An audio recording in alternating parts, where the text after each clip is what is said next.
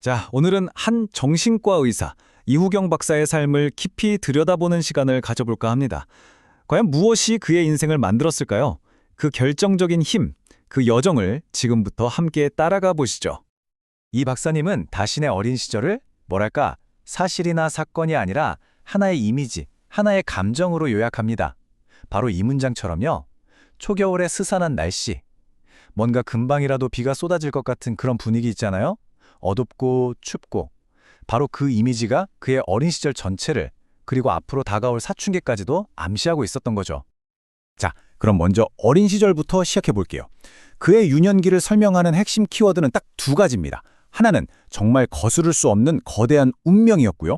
다른 하나는 그 운명 속에서 피어난 아주 놀라운 집중이라는 내면의 힘이었습니다. 그의 환경을 이해하려면 부모님 얘기를 안 할 수가 없는데요. 정말 극과 극이었습니다. 어머니는 뭐든 해내야 직성이 풀리는 열정과잉의 성취가 스타일이었던 반면에 아버지는 모든 것에 시니컬하고 무관심한 회의론자였죠. 상상만 해도 아시겠죠? 이 두 에너지가 한 집에서 부딪히니까 어린 그에게 집은 그야말로 혼돈의 공간이었을 겁니다. 그래서 그의 삶을 이해하는 첫 번째 키워드가 바로 선택입니다. 근데 이게 본인의 선택이 아니었어요. 바로 어머니의 선택이었죠. 어머니가 학업이라는 길 대신 결혼을 택하셨는데 이게 훗날 불행한 선택이라고 불리게 됩니다. 왜냐하면 이 단 한 번의 선택이 어머니 본인뿐만 아니라 6자녀 모두의 삶에 엄청난 파장을 불러왔기 때문이에요. 그런데 정말 누구도 예상치 못했던 그야말로 운명이라고밖에 말할 수 없는 비극적인 사건이 터지고 맙니다. 쌍둥이 형제 중 동생은 세상을 떠나고 그는 기적적으로 살아남습니다. 여기서 두 번째 키워드, 바로 운명이 등장하는 거죠. 이건 선택할 수 있는 게 아니잖아요. 이 사건은 평생 지워지지 않는 치명적인 상처가 되었고 여기에 어머니의 엄청난 죄책감까지 더해지면서 그는 그야말로 거대한 심리적 폭풍의 한가운데에 놓이게 됩니다. 그 결과 그의 어린 시절은 어땠을까요? 별명들을 한번 보세요. 코 흘리개, 울보, 외톨이, 깍두기, 돼지. 참 마음 아프죠. 이 별명들이 당시 그가 얼마나 깊이 고립되어 있었는지를 그냥 그대로 보여주는 겁니다. 친구가 한 명도 없었어요. 그래서 그는 현실이 아닌 오직 자신만의 공상과 상상의 세계로 파고들어야만 했습니다. 근데 정말 신기한 건요. 이런 최악의 상황 속에서 오히려 그를 지켜줄 초능력 같은 게 발현됐다는 겁니다. 그게 바로 세 번째 키워드, 집중이에요. 모든 에너지를 안으로 쏟아붓는 능력. 이 힘 덕분에 그는 딱히 노력을 안 해도 공부를 엄청나게 잘할 수 있었던 거죠. 자, 이제 그의 청소년기로 넘어가 보겠습니다. 이 시기를 그는 끝없이 쏟아지는 폭우에 갇힌 것 같았다고 표현하는데요. 과연 어떤 일들이 있었을까요? 보통 우리가 사춘기 하면 불안, 반항 이런 걸 떠올리잖아요. 그런데 그에게는 그런 건 사치였습니다. 아버지 사업이 망하면서 집안이 완전히 무너졌거든요. 그때부터 그의 유일한 화두는 딱 하나, 바로 생존이었습니다. 어떻게든 살아남는 것. 바로 이때 어린 시절에 발견했던 그 초능력, 집중력이 생존을 위한 유일한 무기가 됩니다. 그는 가난한 천재가 되어서요. 오로지 장학금을 타야만 학교를 다닐 수 있었기 때문에 그 엄청난 집중력을 공부에 쏟아부었던 거죠. 정말 암흑 같은 시기였죠. 이 문장이 딱 그의 심정을 대변하는 것 같아요. 깊은 동굴에서 불이 꺼졌는데 가만히 앉아서 왜 어두울까 철학적인 생각만 하고 있을 거냐는 거죠. 아니라는 겁니다. 무모해 보여도 일단 움직여서 길을 찾아야 한다는 것. 그는 거창한 계획 대신 번개가 번쩍하는 그 짧은 순간에 길을 보고 한 발짝 나아가는 식의 그런 행동 철학을 갖게 됩니다. 그리고 마침내 그의 청년기에 이르러 이 이야기의 클라이맥스가 펼쳐집니다. 지금까지 나왔던 세 가지 키워드 있죠. 선택, 운명, 그리고 집중.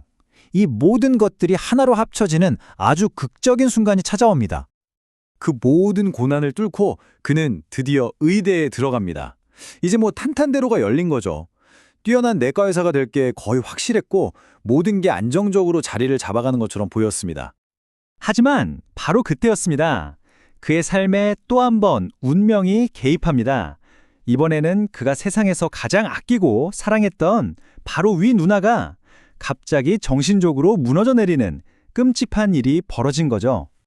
정말 엄청난 딜레마에 빠진 겁니다. 그가 지금까지 쌓아온 모든 것, 그의 이성과 논리는 전부 내과 의사라는 한길을 가리키고 있었어요. 그런데 그의 마음, 그의 심장은 이제 전혀 다른 곳을 향하고 있었습니다. 여러분이라면 어떤 길을 선택하시겠어요? 보시면 왼쪽은 그야말로 보장된 길입니다. 내과, 6년 넘게 공부한 안정적이고 명예로운 길이죠. 논리적으로는 당연히 이걸 택해야 합니다. 그런데 오른쪽 길, 정신과는 어때요? 그냥 제로부터 다시 시작해야 하는 아무것도 보장되지 않은 험난한 길입니다. 그런데 그는 결국 이 운명적인 길을 선택합니다. 아무런 계획도 없이, 그를 이끌어줄 멘토도 없이, 오직 누나를 위해 정신과에 지원한 거죠. 그 스스로도 미친 짓이었다고 회고할 정도입니다. 자신의 가장 큰 장점, 그러니까 핵심 역량을 다 버리고 완전히 새로운 분야에 뛰어든 거니까요. 특히 그의 성향과는 정반대인 정신분석학, 사회학 같은 것들을 정말 맨땀에 헤딩하듯 처음부터 배워야만 했습니다. 결국 이 한 번의 선택이 단순히 그의 직업만 바꾼 게 아니었습니다. 그의 남은 인생 전체를 이해를 향한 끊임없는 탐구의 여정으로 만들어버렸죠. 그의 삶의 궤종을 정리해보면 이렇습니다. 첫째, 피할 수 없는 운명이 닥쳐왔고, 둘째, 집중이라는 무기로 그 운명 속에서 생존하고 실력을 키웠습니다. 그리고 셋째, 결정적인 순간에 자신의 운명을 외면하지 않는 선택을 했죠. 마지막으로 그 선택을 평생에 걸쳐 이해하고 의미를 찾는 탐구의 길을 걷게 된 겁니다. 이 네 가지가 계속 맞물려 돌아가면서 그의 삶을 이끌어온 거죠. 이야기의 마지막에 그는 이 모든 여정을 태어나기도 전에 어머니가 꾸셨다는 한 신비로운 꿈과 연결합니다. 바로 태고적 보물상자를 찾는 꿈이요. 어쩌면 그가 평생에 걸쳐 해온 모든 일이 바로 그 꿈속의 보물상자를 찾아 나서는 과정이었을지도 모른다고 말하는 겁니다. 자, 이렇게 그의 이야기를 따라와 봤는데요. 결국 이 이야기는 우리 각자에게 하나의 질문을 던지는 것 같습니다. 여러분의 삶에도 피할 수 없는 운명과 그 안에서 내려야 했던 중요한 선택들이 있었을 겁니다. 그 여정 속에서 여러분이 찾고 있는 것, 여러분만의 태고적 보물상자는 과연 무엇인가요?